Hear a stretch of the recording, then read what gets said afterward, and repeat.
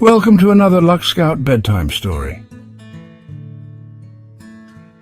In a small, bustling village, surrounded by golden fields and gentle hills, there lived a man named Elias.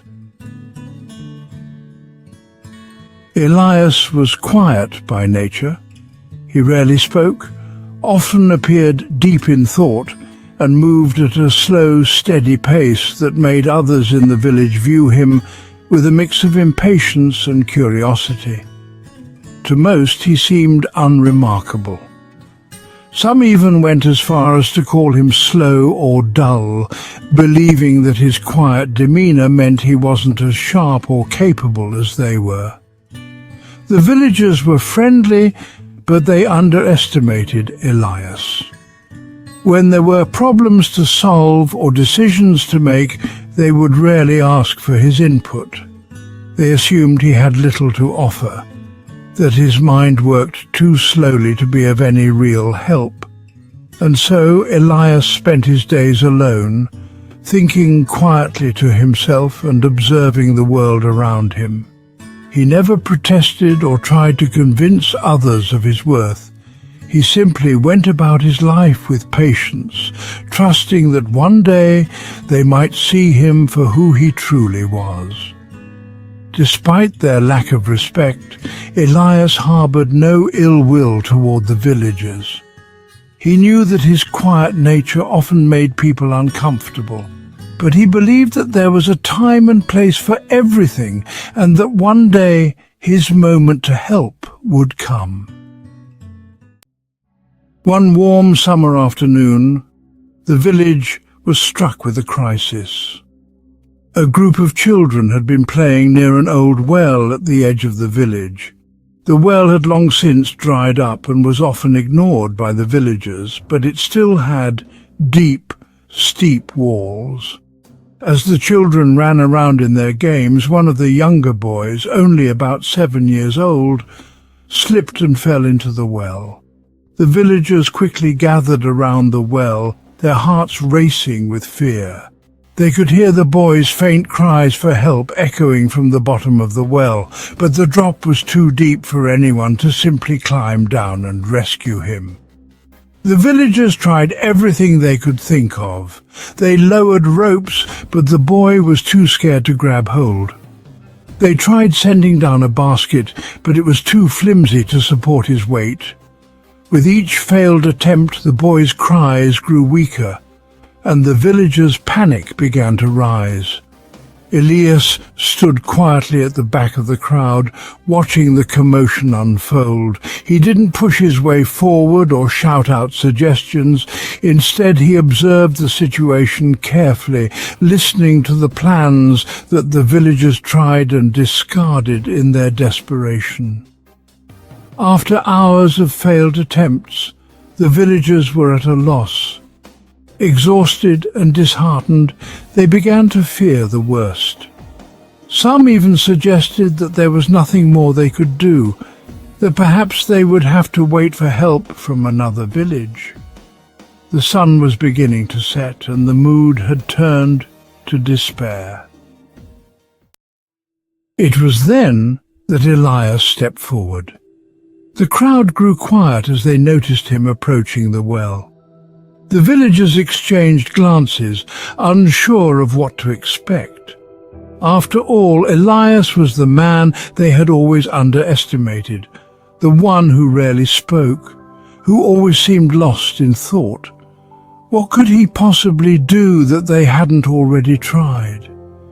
Elias didn't say much. He simply knelt by the edge of the well and peered down into its dark depths. The boy's quiet sobs still echoed up from below, and Elias closed his eyes for a moment, thinking deeply. Then, in his soft, deliberate voice, Elias spoke. "We don't need to send anything down," he said calmly. "We need to bring the boy up with something he already trusts." The villagers looked at him, puzzled. "We need his jacket," Elias explained. "Lower a rope with a hook and have him attach his jacket to it. Then we can pull him up bit by bit using the jacket as a sling." The simplicity of the idea caught everyone off guard. It wasn't complicated or grand. It was a solution that took into account the boy's fear and the practicality of the situation.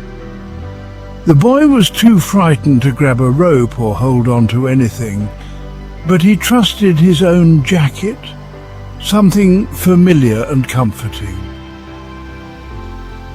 With renewed hope, the villagers followed Elias's instructions. They lowered a sturdy rope with a hook and called down to the boy, explaining what to do. Slowly and with careful guidance from above, the boy managed to hook his jacket onto the rope. The villagers, holding their breath, began to pull.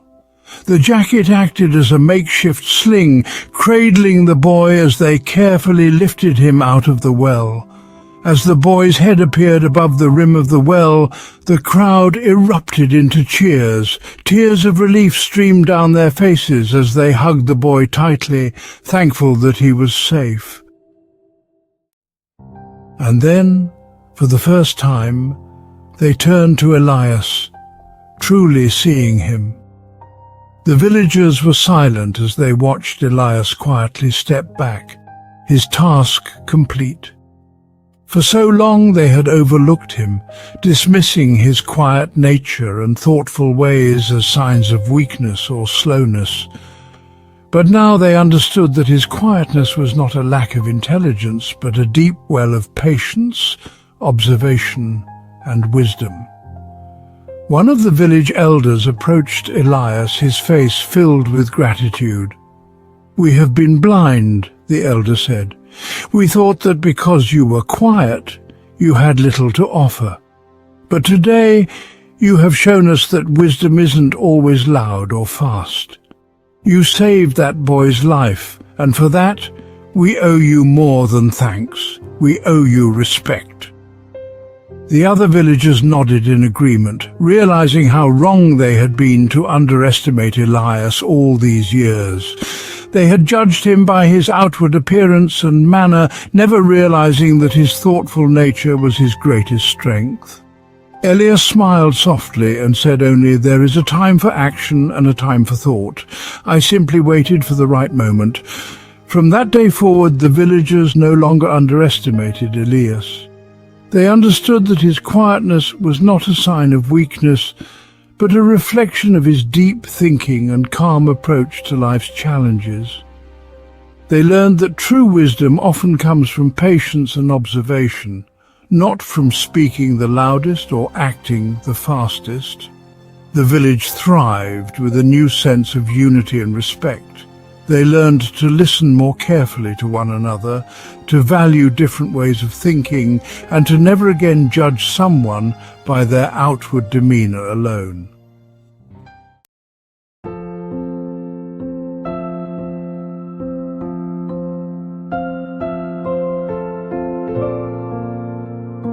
As you lie in your bed tonight, remember the story of Elias. In life, there are moments when action is needed, but there are also times when quiet reflection and patience reveal the greatest solutions. Don't be quick to judge others based on how they appear or how much they speak. Often those who think deeply and act thoughtfully are the ones who make the biggest difference.